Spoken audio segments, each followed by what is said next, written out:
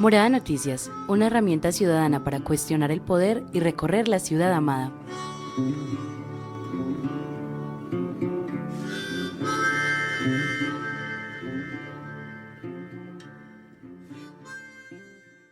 Buenas tardes, ¿qué se dice? Bienvenidos de nuevo a este podcast de Morada Noticias en nuestro episodio del 13 de abril de 2020. Vuelven las voces de los soñadores para contarles la actualidad de Medellín, Antioquia y Colombia. Yo soy Laura Bayer y para empezar este noticiero les actualizo la cifra de la COVID-19 o cómo avanza este nuevo coronavirus en el territorio colombiano.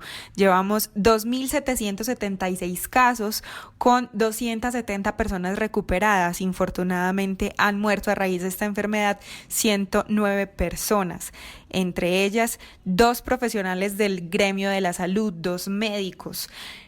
El doctor Carlos Nieto y el doctor William Gutiérrez perdieron su vida a raíz de la COVID-19 y pues en este noticiero conmemoramos sus vidas y nos unimos al reclamo de los profesionales del sector de la salud porque la COVID-19 fuera declarada enfermedad laboral.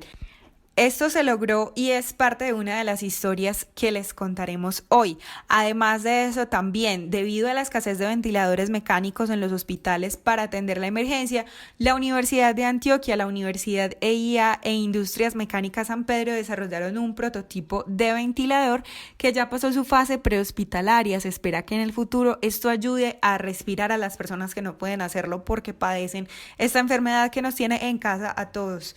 Una noticia triste, esta Semana Santa fueron asesinadas 4 personas en Medellín.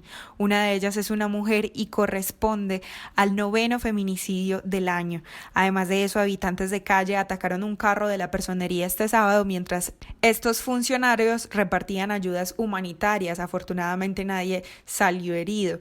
Y otra noticia un poquito más positiva, la donatón convocada por el alcalde Daniel Quintero recolectó 13.000 millones de pesos este domingo, siendo las empresas del grupo empresarial antioqueño los más grandes donantes. Y seguimos parchando porque todo no es la cruda realidad. En este podcast también les traemos algo de contenido alternativo. Entre eso, la cápsula de historia que nos hace Ana María Betancourt sobre cómo la humanidad sobrevivió con literatura, arte y mucho cuidado entre todas las pandemias que hemos padecido. Y también les tenemos pendiente una entrevista que le hicimos al congresista Jorge Gómez del Polo Democrático. Y como es lunes, como cada 15 días, vuelve la conversación de cine con nuestro editor de Ciudad Felipe. Juan Pablo Pineda, buenas tardes. ¿Oíste vos? ¿Me sabes decir cuál es el pico y cédula de hoy? Eso estaba como enredado por ahí. Laura, hola, un saludo para ti, un saludo para los compañeros, para los oyentes, para el equipo de casa, para los ciudadanos de esta extraña Medellín, un saludo para mi amigo ese, un saludo para todo el universo. El pico y cédula para hoy... No estoy seguro, pero debe ser un número que va del 0 al 9. Seguramente un número del 0 al 9, de ahí no puede salir, pero no tengo ni idea. Y es natural que estés confundido, Juanpa, porque resulta que el cambio del pico y cédula lo anunciaron ayer a las 10:30 de la noche. ¿Será que la alcaldía adivinó que todos los ciudadanos sufrimos de insomnio? Pero esto se los contaremos más adelante en la voz de Juan José Velázquez Olarte. Por ahora, Juanpa, ¿qué nos vas a contar del sector de la salud, el tema tan importante con el que abrimos este noticiero? El gobierno nacional declaró el COVID-19 como una enfermedad profesional para el gremio médico del país, incluyendo al personal asistencial y los gerentes de los hospitales. Esto tras la presión que se hizo en la búsqueda de garantías para los trabajadores de este sector. El ministro de Salud, Fernando Ruiz, expresó que esta medida permitirá que las administradoras de riesgos laborales, las ARL, actúen con rapidez en la prevención, la atención de sus diagnósticos y cobertura de muertes a causa de la enfermedad, como ya sucedió con 2 médicos en el país. Ruiz dijo que el gobierno avanza en la compra de elementos de protección, así como de equipos y el desarrollo de protocolos para la prevención y el manejo de los riesgos a los que se expone el personal de salud. Sobre este tema hablamos con Esteban Bustamante, presidente de FedSalud. Efectivamente, de acuerdo con el decreto, pues para nosotros es muy valioso que el decreto ya considere en forma automática que el COVID es una enfermedad de origen laboral sin necesidad de determinación de si es general o laboral a todos los profesionales de la salud que la sufran.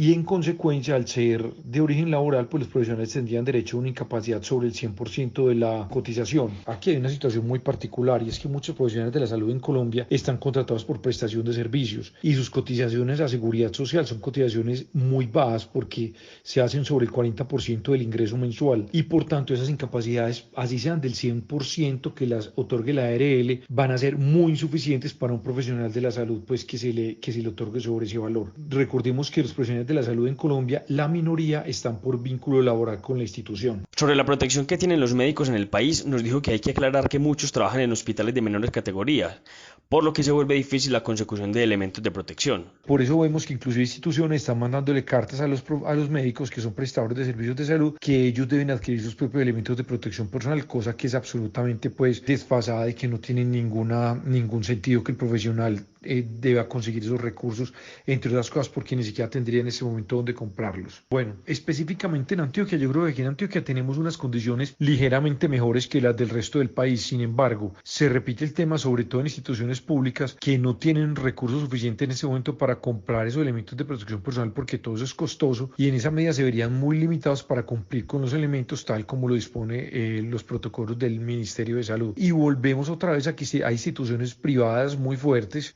o inclusive públicas tipo Hospital General de Medellín que de pronto tienen los recursos para comprar los elementos de protección personal en las condiciones adecuadas, pero muchísimas otras no podrían y están en este momento en aprietos para poder suministrarlos. Contactamos también a un médico de la ciudad quien nos pidió no mencionar su nombre, pero nos dijo que el personal de salud de urgencias es el más expuesto a contagiarse porque en muchos casos los pacientes no se determinan como portadores del virus y se convierten en agentes de contagio para ellos. Para él, la decisión del Ministerio de Salud le da la responsabilidad a las ARL de proteger al personal médico porque puede ser más costoso atender los casos de contagios en el gremio que realizar acciones de prevención. El decreto de enfermedad laboral y el fallecimiento de los médicos Carlos Nieto y William Gutiérrez han abierto el debate sobre llamar héroes a los trabajadores de la salud en estas circunstancias. Esto es lo que opina el doctor Diego José Duque Osa, director del Hospital San Vicente Fundación de Medellín.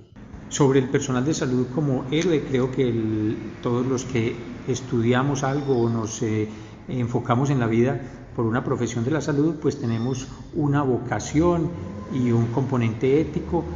Básicamente estas profesiones evidentemente tienen una exposición a un riesgo. Ese riesgo debe ser estudiado, debe ser conocido y ahí es donde la sociedad y el Estado participan.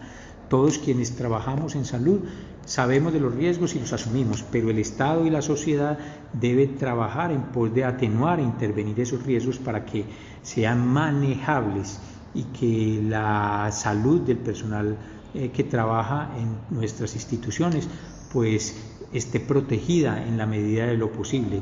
Es imposible eliminar el riesgo, pero sí manejarlo adecuadamente para que tengamos una atención segura para los pacientes brindada desde un personal debidamente protegido.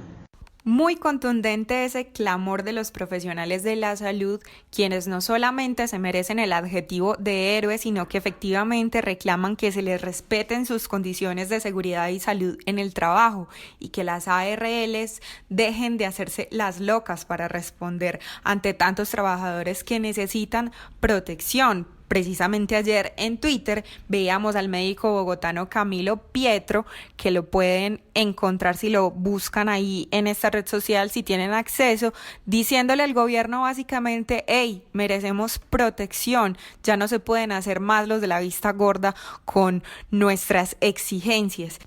Y tiene toda la razón, quienes nos cuidan y nos salvan también merecen ser cuidados y salvados. ¿O qué me dicen, por ejemplo, de esos letreros que hemos visto también circulando por redes sociales de avisos en los ascensores de los edificios de que los médicos del edificio no lo pueden usar? Por favor, antes a los que más tenemos que proteger son al personal de la salud.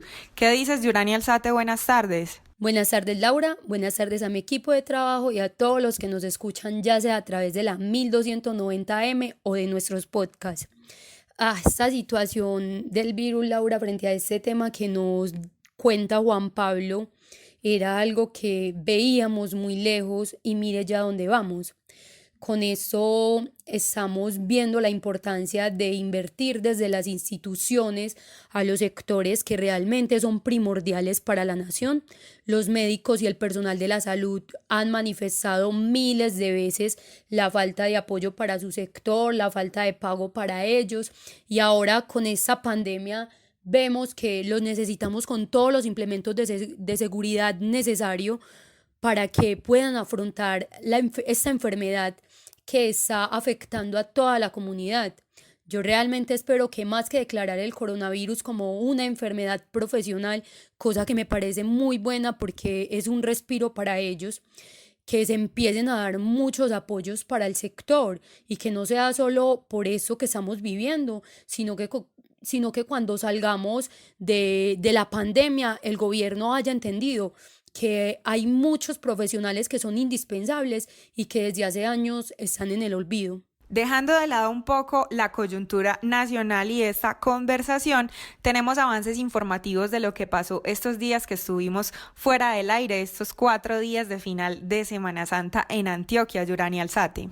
Hemos sido informados por algunos funcionarios de la personería municipal que cuando se trasladaban por un sitio de la ciudad, camino a un sector, a un barrio en el cual se iban a entregar ayudas del programa Salvando Vidas Ya, fueron atacados con piedras por parte de algunos habitantes de calle, frente a lo cual el vehículo trató de esquivar el ataque. Nuestros funcionarios quedaron ilesos, salieron ilesos afortunadamente de este ataque, pero el vehículo sufrió algunos daños.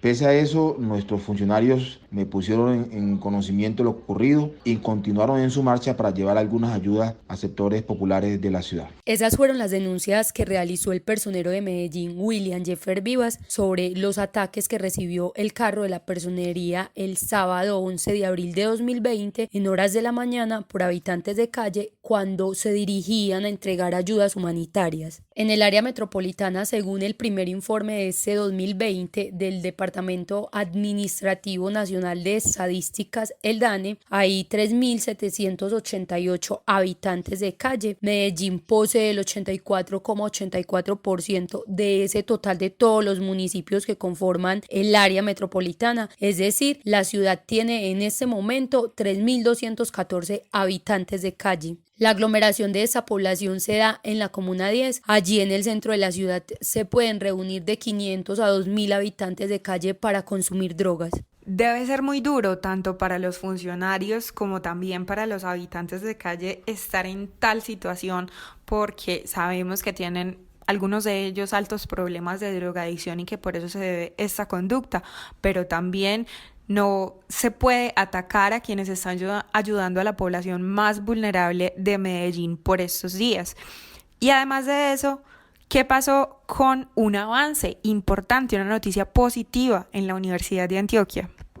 En medio de la escasez que puede tener el país por la falta de ventiladores mecánicos para pacientes con COVID-19, la Universidad de Antioquia, la Universidad EIA, antes Escuela de Ingeniería de Antioquia e Industrias Médicas San Pedro, desarrollaron 3 prototipos de ventilador de bajo costo que superaron las pruebas preclínicas, es decir, con animales, y solo esperan la autorización del INVIMA, Instituto Nacional de Vigilancia de Medicamentos y Alimentos, para ser probados en seres humanos. Esa iniciativa se debe a la suma colectiva de instituciones públicas y privadas paisas. La llamaron Inspiramed y se creó con el fin de aportar con una solución de bajo costo para la producción de esos dispositivos que proporcionen ventilación para aquellos pacientes que no respiran o que no lo hacen de forma adecuada a causa del COVID-19. El proyecto tiene 6 fases y este 11 de abril de 2020 superó la tercera. Aún debe superar las pruebas en entorno real, que es corte con personas, las pruebas en ambiente real, o sea, personas con COVID-19, y el escalado de montaje de las estaciones de pruebas de calidad. De ser aprobadas las 6 fases, se iniciará el proceso de producción por ASEP y Auteco, apoyados financieramente por Postobón, como ya les informamos esta semana, Bancolombia y otras entidades privadas.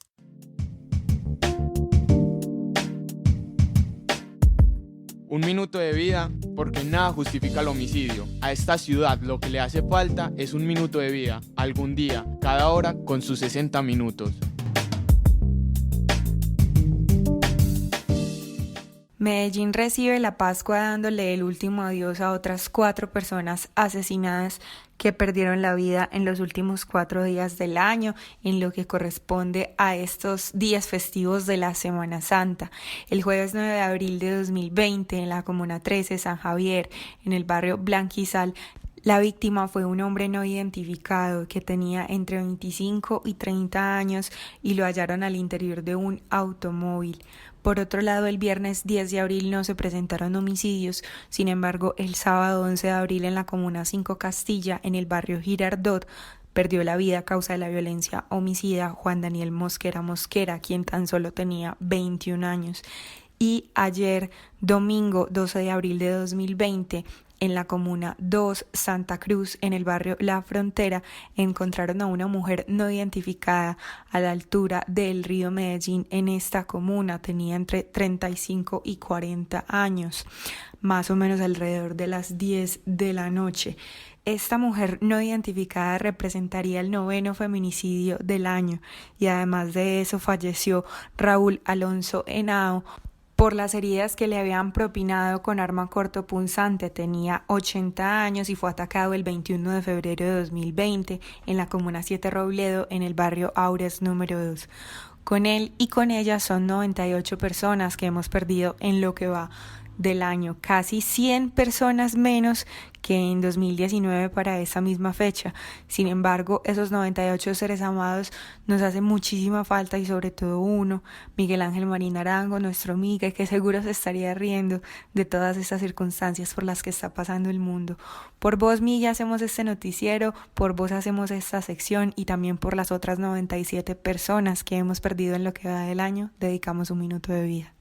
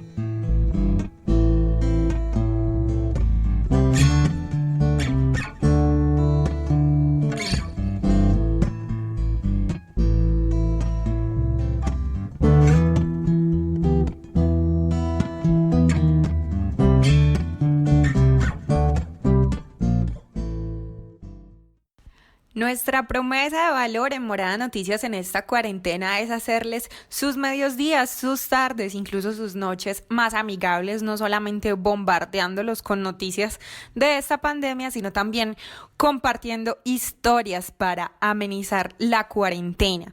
A continuación, un poquito más de esos héroes silenciosos del coronavirus y, por supuesto, la cápsula de historia de la periodista cultural Ana María Betancourt.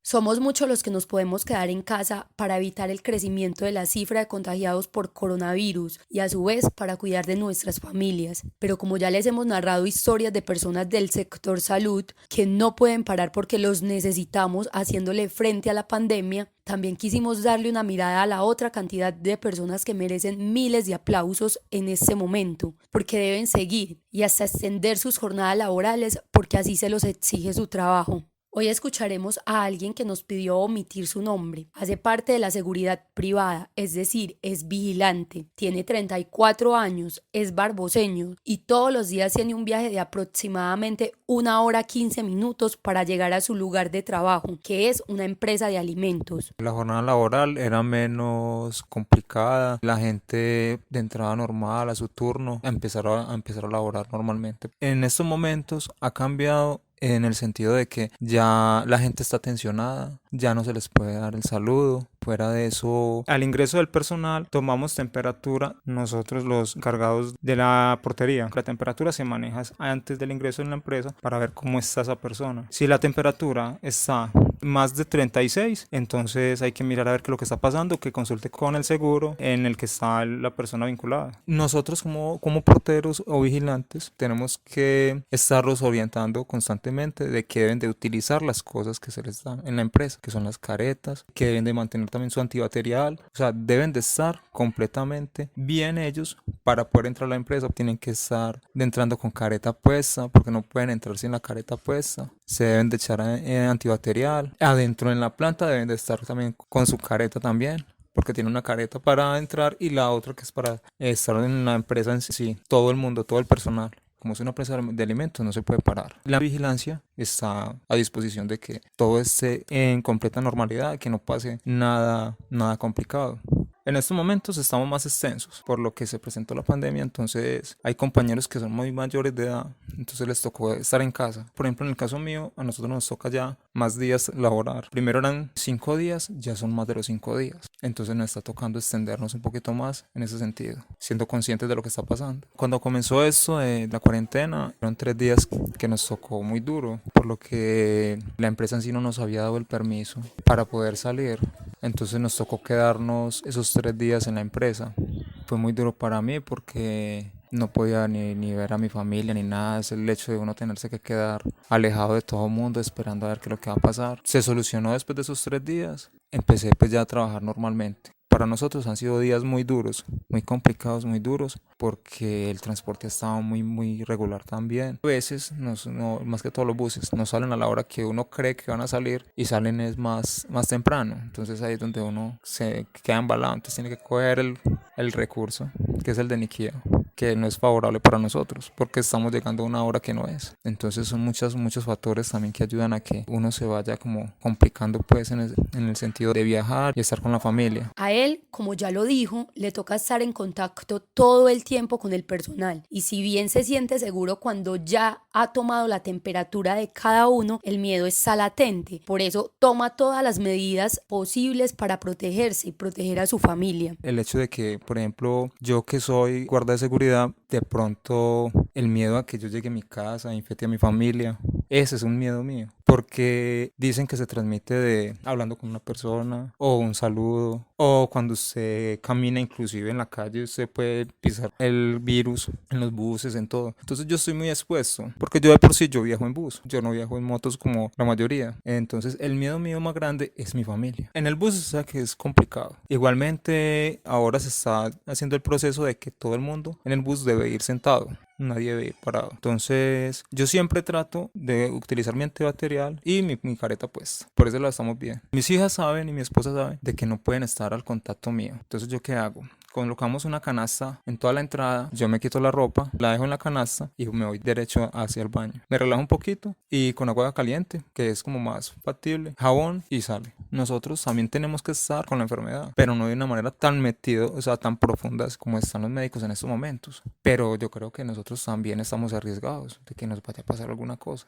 Esa persona que le tocó extender su jornada laboral, que día a día sale desde Barbosa hasta llegar a las calles de la ciudad de Medellín, porque no puede parar, porque la comunidad lo necesita, le dejo un mensaje a todos los oyentes. Que deben de pensar no solamente en ellos, deben de pensar en el entorno, en la gente que hay, y quedarse en casa, cuidar de los que aman, porque es la única manera de superar esto que nos está pasando, esta pandemia que está acabando con nosotros de a poco. Entonces la única manera de luchar contra esto es quedarse en casa. El periodismo es una fotografía de la realidad, es registro, es memoria. En Morada Noticias hacemos historia. El sol se abrió paso entre las nubes y la ventana iluminó de golpe la estancia. La silueta de un hombre dormido que respiraba profundamente y con jadeos se distinguió en el catre. Una fina tela le cubría parte del cuerpo desnudo. Estaba completamente cubierto de llagas, cientos de costras y vesículas purulentas le plegaban la piel, la cara, los labios, incluso los ojos cerrados tenían heridas abultadas, parecía un monstruo deforme. Ezequiel ahogó un grito en su garganta ante aquella visión aterradora. Dio un paso atrás sin poder dejar de mirar. Parecía un hombre joven, casi un muchacho. No debía de tener más de 20 años.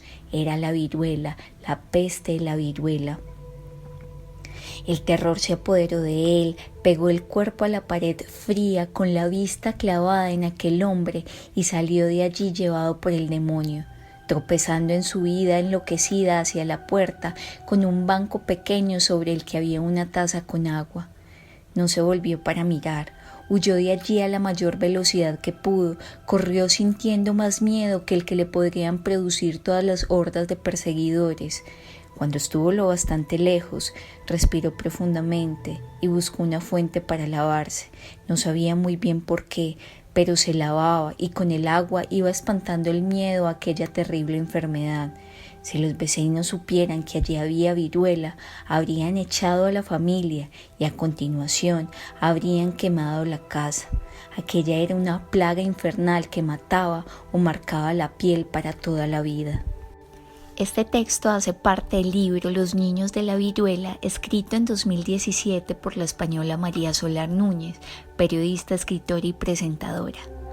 Basado en la historia real de los 22 niños huérfanos de la expedición Balmis que llevaron en su cuerpo la vacuna de la viruela a América en 1803.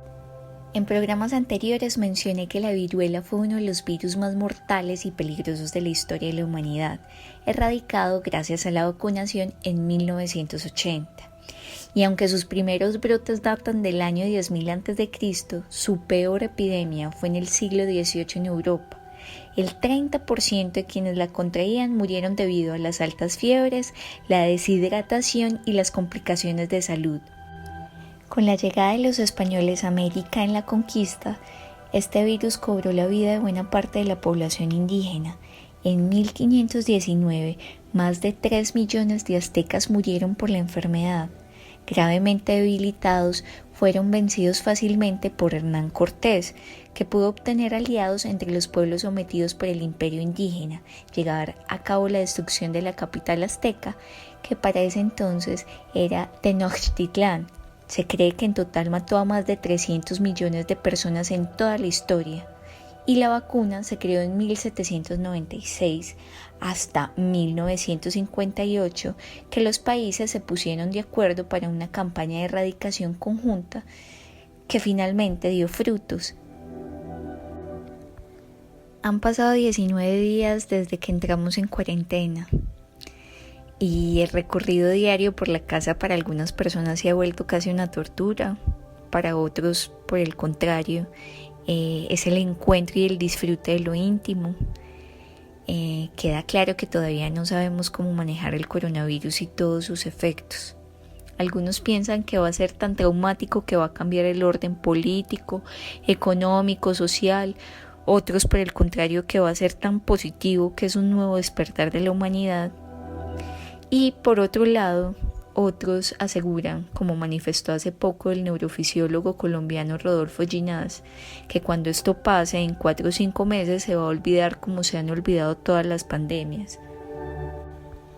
No sabemos qué va a pasar a ciencia cierta y no me voy a aventurar a pronosticar el futuro. Pero por ahora nos encontramos en nuestros hogares y tal vez algo lejos de estar como en el cuadro de Constant Joseph Desbordes en 1820, donde retrata el barón Jean-Louis Alibert practicando la vacunación contra la viruela. Pero que sean el arte y la cultura los elementos que nos unan, que nos hagan pensar en un mejor mañana y nos acompañen en este momento histórico. Reportó para Morada Noticias Ana María Betancur Jaramillo.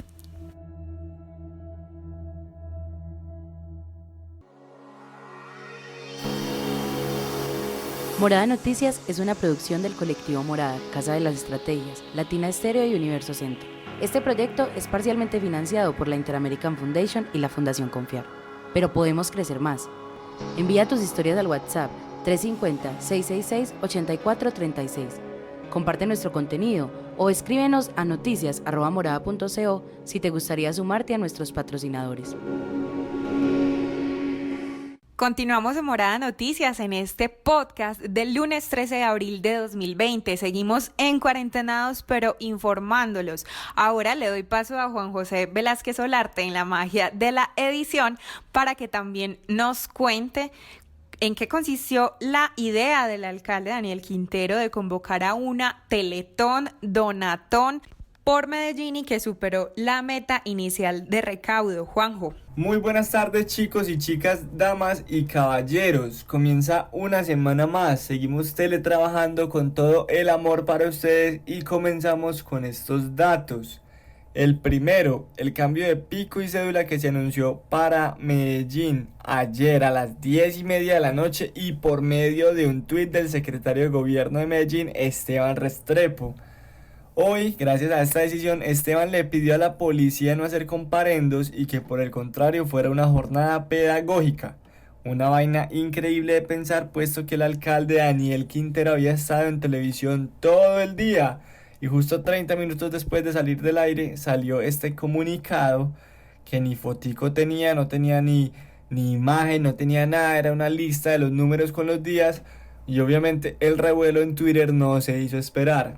Si usted tenía el otro pico y cédula que regía para hoy, o sea el anterior, pues puede salir siendo muy responsable. Recuerde defenderse llevando la foto del trino, esperando pues a que la policía sí cumpla con esto de que es pedagógico, no se pasen por la galleta esto y que los trabajadores de los supermercados también entiendan de estas situaciones, pues porque, a ver, señores de la alcaldía, Twitter a las 10:30 de la noche de un domingo de resurrección no es el medio para esta clase de cosas.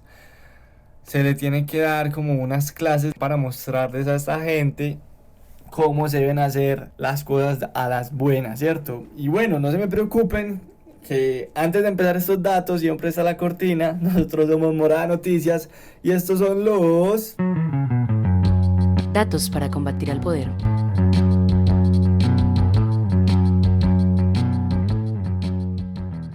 Este fin de semana, Medellín se unió para luchar contra el coronavirus.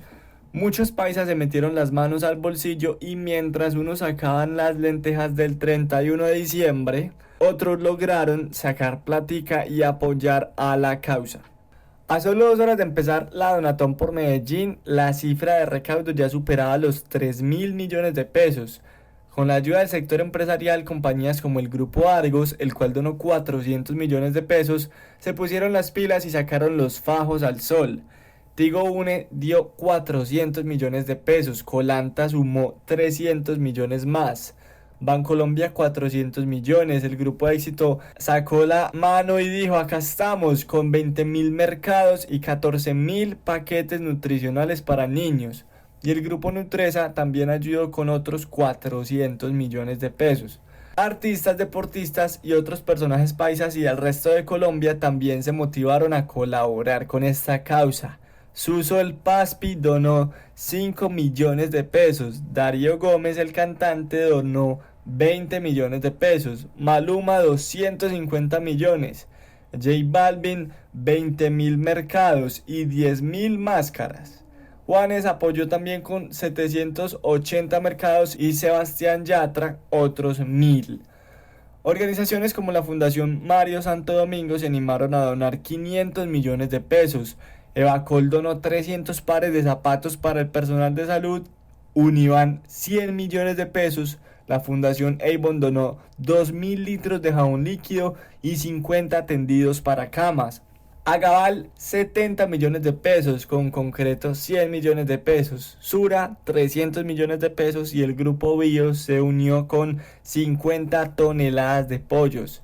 Finalmente la ciudad logró superar la meta de los 100.000 mercados con un total de 100.435 y el objetivo de los 10.000 millones de pesos, gracias a la donación de 4.000 millones para el sector salud por parte de ISA, se logró recolectar entonces 13.116.200.932 pesos. Una parte de todo este dinero irá para el sector salud, permitiendo que se sigan apoyando proyectos como el de los ventiladores mecánicos. La otra parte no está muy clara de destino, pero queda claro que será en pro de mitigar esta emergencia. Hay que decir que Medellín y Colombia se merecen un aplauso muy grande por este apoyo que se logró en tan solo un fin de semana, pero queda ponerle muy bien el ojo a todo ese dinero, poner una lupita ahí, porque como lo dijo el contralor Felipe Córdoba, desde el 8 de abril más o menos estarían robando 80.000 millones de pesos en ayudas por el coronavirus. Entonces hay que estar muy pendiente con todo lo que está pasando con estas donaciones en Colombia, y acá en Medellín tampoco somos una excepción. Chicos, esas donatones y esas cosas así siempre reúnen lo mejor de todos los sectores económicos, y en realidad me alegra mucho saber que esta pandemia, como ya lo he dicho 1000 veces, nos unió a todos, nos puso a pensar en el otro y a entender que para muchos y muchas no es tan fácil decir me voy a quedar en la casa. Espero que, como lo dice Juan José, no vayan a haber actos de corrupción con los dineros y con esas ayudas que se recolectaron, y que lleguen pronto a los más necesitados.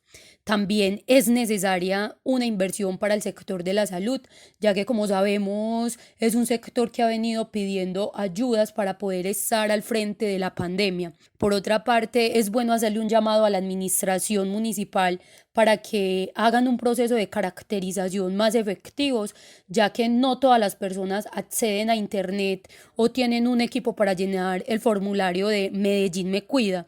Por último, quiero resaltar la labor de Daniel Quintero frente a ese tema, aunque en las secretarías de Medellín no haya una comunicación muy buena entre ellas para poder ser efectivas en esas ayudas humanitarias. Yo estoy totalmente de acuerdo con Juanjo, porque ustedes saben que DC es Colombia, patria querida, tierra de fe y armonía, y pues que se roben la plática a veces no es extraño, lamentablemente. Hay que estar muy vigilantes. Esos 13.000 millones de pesos pueden servir demasiado, pueden servir mucho para seguir implementando medidas de seguridad médicas en los hospitales, quizá algunas medidas en puntos de la ciudad específicos que van a ser muy necesarias. Las toneladas de pollo van a servir mucho, los mercados, la dotación médica de zapatos y las sábanas, todo eso son grandes acciones que sirven mucho. Pero claro, como ciudadanos tenemos que estar vigilantes para que se les dé el uso correcto, confiando pues en que no va a pasar nada, y que la gente va a ser un poco respetuosa con el erario público esta vez, ¿cierto? Pensando que no vamos a hacer la típica colombianada. Por favor, muchachos, no hagan la típica colombianada, no sean HPs. Y hablando de eso, de estar atentos, también tenemos que ponerle ojo a la contratación pública. Aquí en Morada Noticias trataremos de mediar para hacerlo por ustedes, ciudadanos que se informan a través de las voces de los soñadores, pero sí hago un llamado de atención, por ejemplo, para lo que hizo el concejal Alfredo Ramos, que es de la oposición, que combatió en la contienda por la alcaldía con Daniel Quintero, y dijo que un contrato a dedo muy cuantioso para fabricar tapabocas estuvo con un contratista tal vez no el más idóneo. Finalmente el contrato se canceló, pero el concejal hizo la denuncia a través de su cuenta de Twitter. Eso es importante por el control político, pero no cuando la oposición se politiza. Entonces, en Morada Noticias seguiremos muy atentos para contarles qué va a pasar con los recursos recaudados. Esta es la canción del día, patrocinada por Ciudad Frecuencia.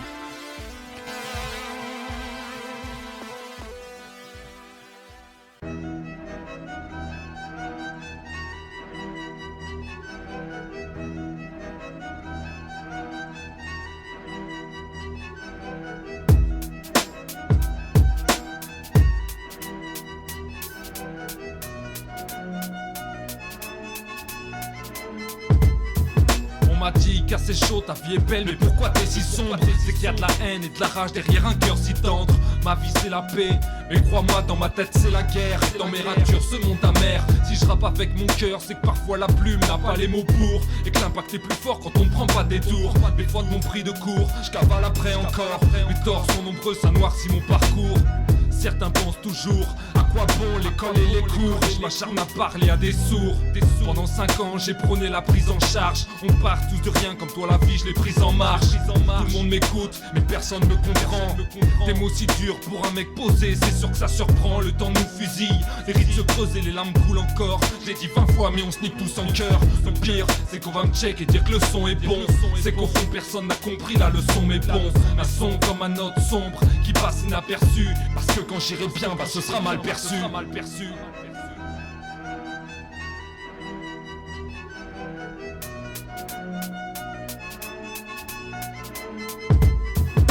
Écrire des textes sensés, composer des purs sons, ça n'empêchera pas le monde d'être immonde et les cons d'être cons. Ça te fera pas réagir, continue continue d'être idiot, continue de critiquer et de parler dans mon dos. On viendra me dire, Kaiser Ika déchire, à part sa voix et son flow, comprends-tu qu'il te fait réfléchir? On viendra me dire, les sons de ton ref sont forts, et nous on se casse le cul à écrire des paroles en sachant que tu feras pas d'efforts. Mal perçu, faut pas que ce soit qu'un plaisir auditif, faut que ça donne envie de changer, de baisser les effectifs. Trop nombreux dans l'idiotie, si beaucoup nous apprécient, que cela évolue et nous en remercie.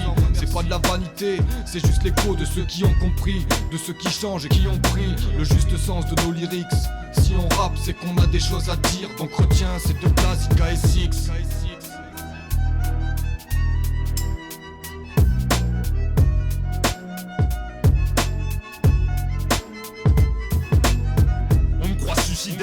On comprend pas mes rimes si dark, ni mon art, comme le fait que j'écris certains soirs si tard. Ça choque les gens mais c'est mon exutoire, et même si je pleure dans mon son, je vais pas me pendre à chaque histoire. On m'a dit, j'aime bien ce que tu fais mais c'est trop triste. On crache sur mes pensées, mon passé et ses cicatrices.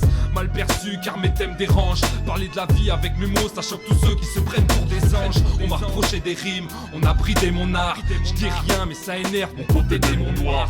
Qui ils sont eux pour me dire que c'est sombre? Qu'est-ce qu'ils savent de mes sons? J'ai du but de mes messages. Le pire c'est qu'on va me check et dire que le son est bon. C'est qu'au fond personne n'a compris la leçon mais bon. Un son comme un note sombre qui passe inaperçu. Parce que quand je dirai bien bah ce sera mal perçu.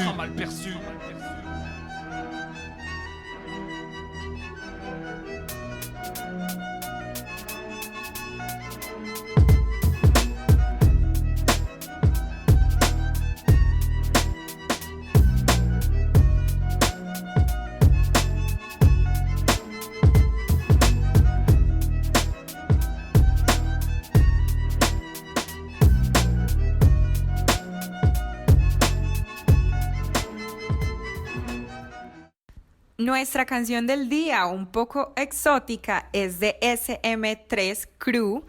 Se llama, es en francés, Malpercu, y está dedicada a nuestra querida amiga Alice Triboli, que está haciendo su pasantía con Casa de las Estrategias este semestre, aunque está en cuarentena, pues no nos ha abandonado y nos tiene parches de fanzine todos los lunes. Yo soy Laura Bayer y esto es Morada Noticias. Muchas gracias por escucharnos. Recuerden seguirnos a través de Twitter en @Morada Noticias, también seguir las redes del colectivo Morada, Morada Med en Instagram y también Morada Colectivo en Facebook. Ya no transmitimos en vivo debido a la cuarentena, pero nos ayuda mucho que nos sume compartir nuestro podcast, este audio que queda disponible de este programa en la plataforma de mixclub.com/Morada Estéreo. En una emisión como la de hoy, del 13 de abril de 2020, les compartimos las historias de que ya la COVID-19 es declarada enfermedad laboral, enfermedad profesional para los médicos en Colombia por el gobierno nacional. Con esto se espera que las ARLs respondan más efectivamente por la seguridad de los profesionales de la salud. Además, los actualizamos de lo que pasó este fin de semana en Antioquia. Habitantes de calle atacaron un carro de la Personería de Medellín este sábado mientras los funcionarios repartían ayudas humanitarias. Y por otro lado, una noticia más positiva es que la Universidad de Antioquia, junto con la EIA e Industrias Médicas San Pedro, desarrollaron 3 prototipos de ventiladores mecánicos necesarios para los pacientes que se complican en su respiración por la COVID-19. Por otro lado, les presentamos una historia de un héroe del coronavirus, esas personas que siguen en las calles cuidándonos a todos, una persona anónima pero muy indispensable, y también les compartimos la historia que nos hace Ana María Betancourt sobre el arte y las pandemias. Infortunadamente dedicamos un minuto de vida a las 4 personas asesinadas en esta Semana Santa. El 9º feminicidio del año se dio este domingo, y también en qué consistió la donatón convocada por el alcalde Daniel Quintero, que recolectó 13.000 millones de pesos entre todos los ciudadanos, y el problema que hubo con el pico y cédula anoche, que a la alcaldía le dio por cambiar los dígitos a las 10:30 de la noche. Si usted es 1, 2 y 3 y iba a salir hoy, puede salir porque el comparendo es pedagógico, pero mejor si puede posponerlo, porque por este cambio hoy les tocaría ya a los 7, 8 y 9. El pico y placa cambió con estos 3 dígitos, iniciando este lunes en toda el área metropolitana, excepto en Envigado, que sigue igual con 1, 2 y 3. Lo que dice su alcalde, Braulio Espinosa, es que no quiere que sus ciudadanos vayan a abastecerse a otros municipios, porque a veces eso puede ser foco de contagio. Para continuar con esta emisión de Morada Noticias, hace unos días Juan Pablo Pineda logró entrevistar al congresista Jorge Gómez. Aquí les presentamos lo que nos dijo. En medio de esta contingencia nacional por el coronavirus, le hicimos una entrevista al representante a la Cámara del Polo Democrático por Antioquia, Jorge Gómez, con quien conversamos sobre varios temas de la coyuntura: la propuesta de hacer las sesiones del Congreso de manera virtual, las decisiones tomadas por el Gobierno Nacional, el polémico decreto 444 del Ministerio de Hacienda, así como el dinero que tiene el país para responder a la crisis, entre otros. Sobre las sesiones del Congreso, la bancada del Polo ha sido muy enfática en las últimas semanas sobre la posibilidad de que se hagan de manera virtual.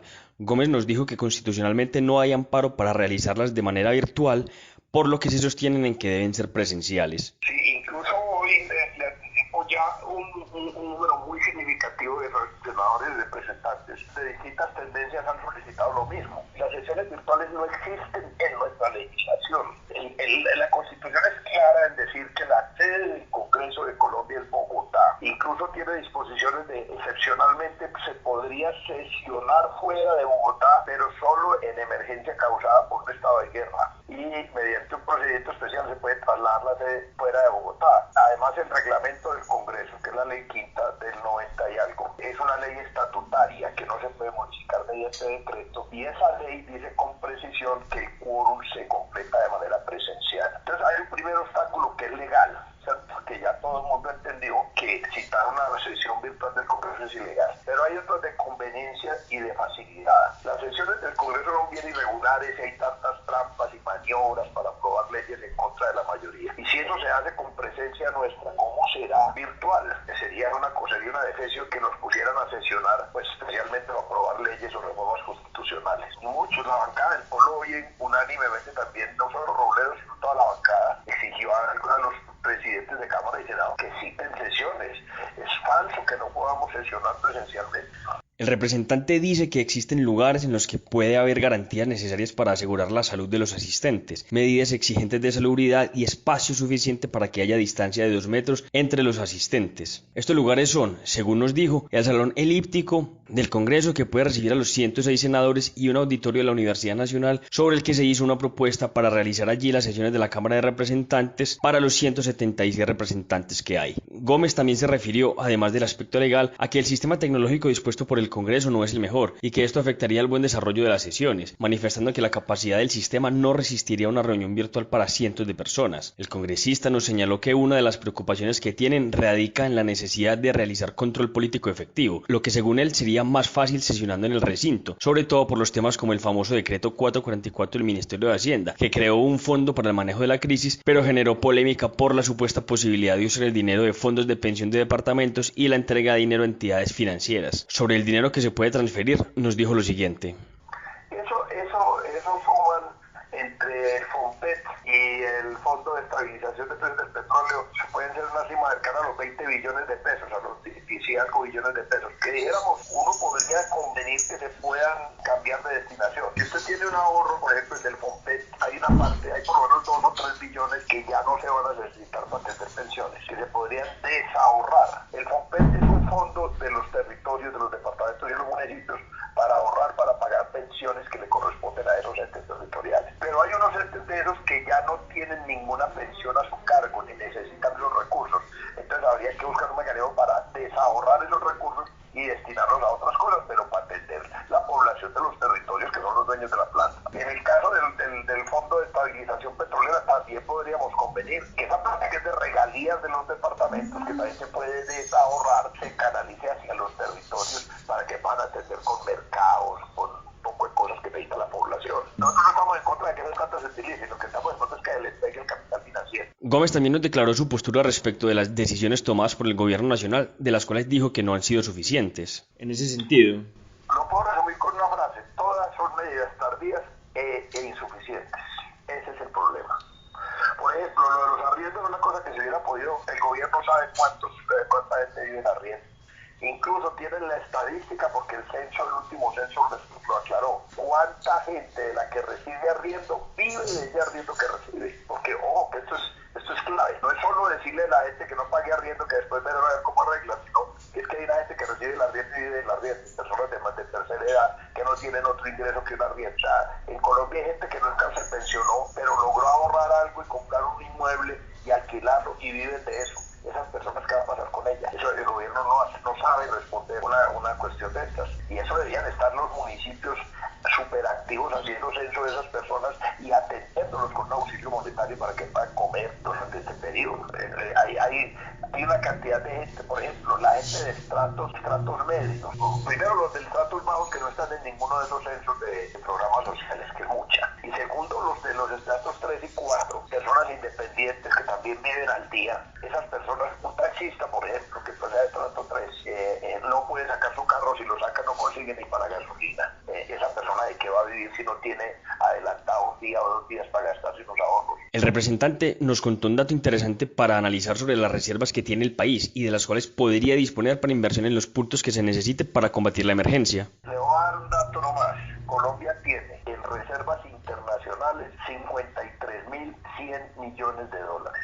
Las reservas internacionales son una especie de colchón de garantía que tienen los países para atender asuntos de pago de deuda o para atender asuntos de pagar importación. Se calcula que una economía está más o menos sana en eso si tiene siquiera ahorrados 8 meses de importaciones. Colombia tiene ahorrados 12 meses de importación. Colombia podría perfectamente hoy sacar de 5 a 10 mil millones de dólares que tiene ahorrados en la banca internacional y volver los pesos colombianos, vender esos dólares, además frena la revaluación del dólar y traer esa plata que se pueden volver entre 20 y 40 billones de pesos de plata que la que puede disponer el país, que es del país. Ahora, que vamos a quedar con un ahorro más chiquito, que eso es gastarse una plata del ahorro, sí, claro, pero es que cuando todos, yo supongo que de alguna manera, si tenemos algún ahorro, los ahorros nuestros van a quedar disminuidos después de que pase la crisis, y los de la nación también deben quedar disminuidos.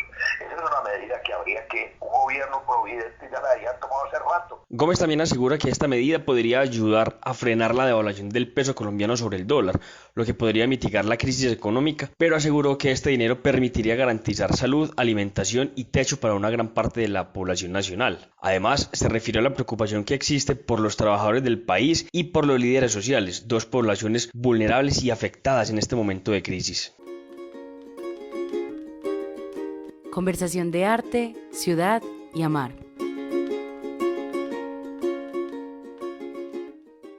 En nuestra conversación de arte, ciudad y amar, Andrés González, nuestro querido Andy, que nos hace la nota de tecnología, se tomó un descanso hoy y le dio paso a la voz titilante pero elocuente de la radio Pipe, quien lleva a cabo con Juanpa una conversación sobre cine para terminar la emisión de hoy. Pipe, me agrada mucho y me alegra mucho saludarte en el contexto de una charla más de cine, como lo hacemos todos los lunes, y estuvimos conversando el fin de semana sobre Woody Allen, ese talentoso y polémico director estadounidense que ama tanto Nueva York, pero que le ha sacado muchísimo provecho a Europa para varias de sus películas, y precisamente sobre una ciudad europea es que decidimos tener este espacio de hoy. Si querés contarle por favor a los oyentes qué ciudad europea y qué película es la que escogimos, en este caso por recomendación tuya. Medianoche en París. Y es una fascinante película sobre otra forma de ver esa ciudad que me parece muy tremenda. La película va de un guionista de películas que está escribiendo su primera novela, está un poco temeroso y viaja con su prometida a París debido a que su suegro está en un viaje de negocios. Y ahí hay unas sátiras políticas muy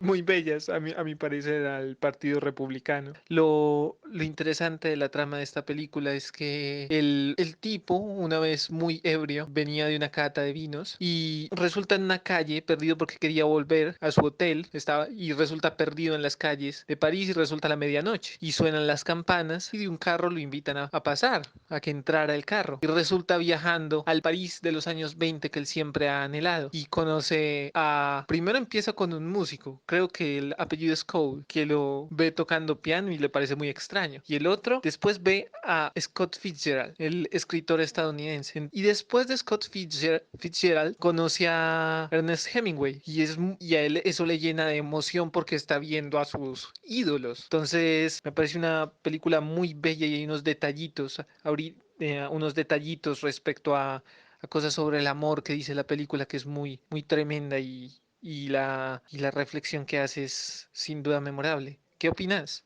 Pues yo tengo que confesar que de todas las películas de Woody que he visto, esta es la que a mí más me gusta. Y es la que más me gusta por la definición del personaje, me siento muy identificado con él, por ese amor al pasado que mantiene, por ese deseo de estar en otra época. Y claro, pues con lo que decís, me acuerdo del nivel de excitación emocional al que llega él cuando se encuentra con Hemingway, con Cole Porter, con Fitzgerald en esa escena, pero durante la película se irá encontrando también con otros artistas de la época. Se encontrará con Dalí, se encontrará con Buñuel y hará escenas graciosísimas pues con ellos, incluso insinuando la inspiración del Ángel Exterminador, la película de Buñuel, en la que hay una gente pues, que se queda encerrada en una casa y no puede salir. Él es el personaje protagonista de esta película, es el que le insinúa la idea. Eso me pareció muy gracioso de parte de Woody Allen. Y lo que decís sobre el amor, sí, a mí me parece que es una marca grande que está en la película, sobre todo por el final, por cómo logra él deconstruir todo el imaginario amoroso que tenía, no solamente por una persona, sino por una época, y hace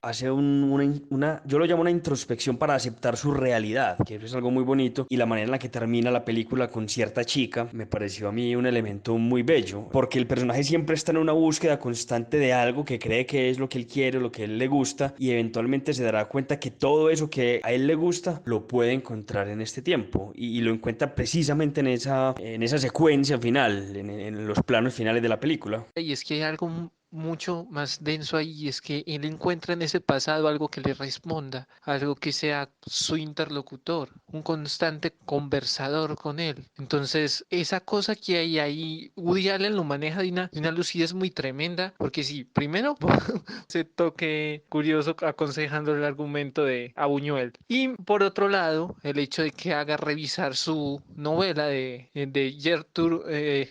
Gertrude Lange. Perdón si lo estoy mencionando mal, pero todo es muy fascinante porque inclusive él no encuentra una voz que le responda en el presente. Inclusive el presente le parece muy petulante en muchos aspectos, y la única forma que digamos que logra establecer un vínculo con esta chica a lo último es, recordemos esa escena en la que él está buscando discos, es referenciándole a uno de sus ídolos que se encuentra, como mencionándole, yo conocí a este tipo o yo soy conocido de Cole Porter, y eso es muy interesante, es un vínculo muy íntimo que sirve para vivificar el presente y que de hecho sirve para plantear una ruptura con lo que estaba labrando en un futuro. Pues es que a mí sí me parece muy triste, a mí sí me parece muy triste lo que él se estaba labrando, y pues la película lo hace notar así, y era pues un escritor más de esos de Hollywood, y la película se lo plantea en esos términos. Bien, vos podés ser muy exitoso, pero podés estar olvidando lo que te obsesiona, o no lo que te obsesiona, lo que te apasiona, porque la obsesión y la pasión son cosas distintas. Pipe, pues ese consejo que le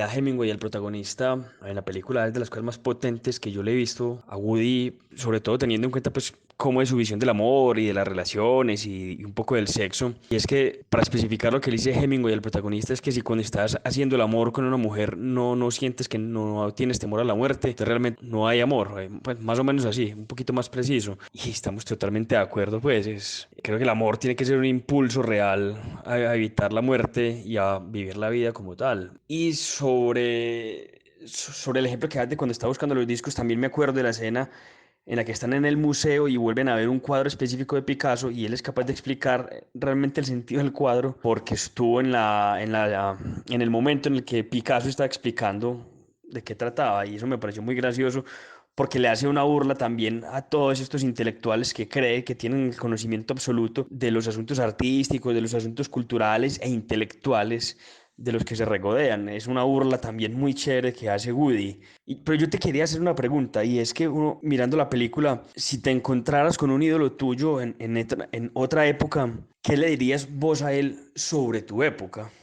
Si yo me encontrara con uno de mis ídolos, Shakespeare, yo le diría que vengo y le dijera algo de mi época. Yo le dijera que vengo de una época en donde hay muchos Claudio, donde hay muchas Gertrudis, donde hay muchos Polonios, donde hay muchos Rosenkrantz, donde no pululan los Hamlet, donde no pululan los Horacios, donde todo es escaso y vacuo, donde los esqueletos pasan inadvertidos y no desatan una reflexión sobre la vida, y que vengo de una época en la que a veces se hace muy confuso dónde me puedo aferrar para yo no desistir, pero entonces lo encontré a él y me encuentro hablando en ese momento con Shakespeare y de la nada me pongo a interpretar a Hamlet, no sé, sería algo por el estilo. Estoy pensando que a mí me gustaría encontrarme con Woody Allen y decirle que estoy de acuerdo con todo lo que plantea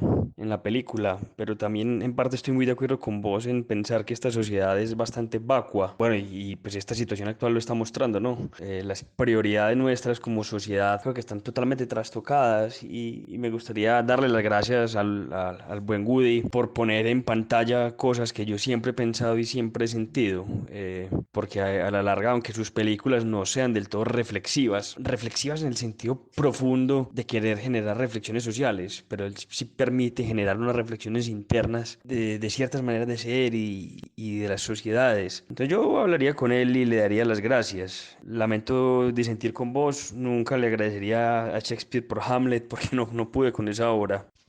No, pero yo creo que en el fondo toda crítica, digamos, a nosotros, es una crítica a la sociedad en general. Eso se ve mucho con Hamlet. Y mira que también con Woody. Mira que la sátira política en Woody es muy tenaz. No sé si acordás, yo no me he podido quitar de la cabeza ese chiste que hace sobre los republicanos con el papá de su prometida, que que prácticamente tienen que estar locos para ser republicanos, pero igualmente pues estamos en una democracia y podemos hablar y todo eso, y entonces el padre lo mira con una cara de odio, pero tremenda. Y no sé si lo recordás, eso tiene muchos más detalles, pero sí, es que en el fondo yo creo que todo el análisis o el análisis no, todo digamos que el argumento que plantea, por ejemplo, Medianoche en París, es en el fondo también una crítica profunda. Ya lo dijiste con esa cosa de los profesionales, me pareció irritante ese tipo, que es inclusive del que termina enamorada ella, la prometida. Bueno, me atrevería yo a sacar esa conclusión, pero mira que no toleraban, por ejemplo, que la experiencia de este otro, del protagonista, hablara, ni que expresara alguna cosa. No sé, eso es muy triste. Además tenía una petulancia que no se la aguanta nadie. Pipe, nos toca concluir porque sabes que el tiempo es corto. Te la voy a comprar en lo que decís de que toda crítica puede ser una crítica a la sociedad. Yo lo que siento es que a veces Woody utiliza el humor para hacer crítica, pero puede que no todo el mundo reflexione acerca de eso. Pero me gustaría hacerte una pregunta para terminar, y es, ¿qué extrañamos de las épocas antiguas? Y más adelante, ¿qué podremos extrañar de esta a la que defenestamos tanto? Además de cómo podemos construir épocas que una vez vividas podamos después extrañar. Uno a veces es más consciente inclusive del pasado que sucedió en otros lugares, el pasado que sucedió acá en Colombia. Yo, por ejemplo, extrañaría, ya situándome aquí como paisa, extrañaría el tiempo en el que había lugares con historia acá en Medellín, y con una historia que hablara, que estuviera viva, que no fuera simplemente algo para turistas. Gracias por habernos acompañado hasta acá en esta emisión de Morada Noticias. Les recordamos que además de este podcast, también les estamos enviando a nuestros oyentes más fieles las noticias más importantes de la semana con el estilo del rap. Nos pueden escribir al 350-666-8436 un hola si quieren recibirlas. Feliz tarde para todos y feliz comienzo de semana.